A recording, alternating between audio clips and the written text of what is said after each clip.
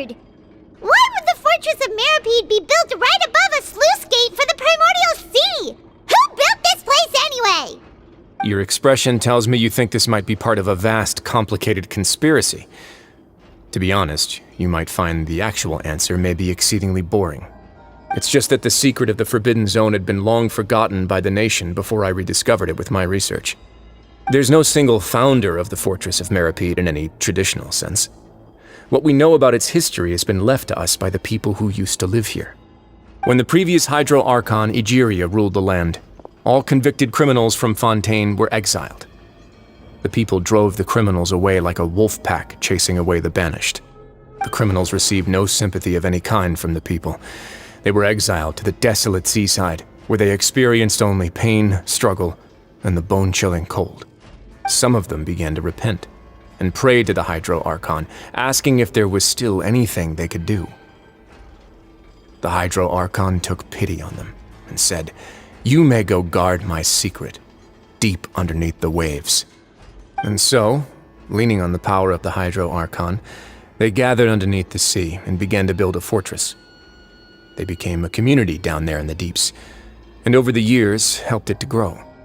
As the number of exiles increased, more and more people joined the community.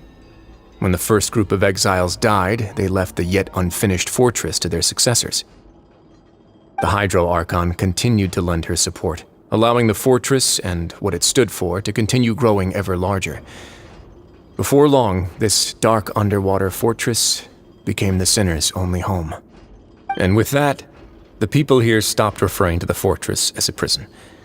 They saw themselves as repenting sinners who would regain their freedom once they had sufficiently redeemed themselves. But as time went on, people also realized that the fortress was a lonely place. Once they had gotten used to life here, they could no longer feel comfortable living in the overworld. Once they had finished serving their sentences, some people left and some others chose to stay. They'd find some idle position and let their withered souls fade away with the ancient secrets of the past. After many, many centuries, few people still remember the reason for the fortress's founding.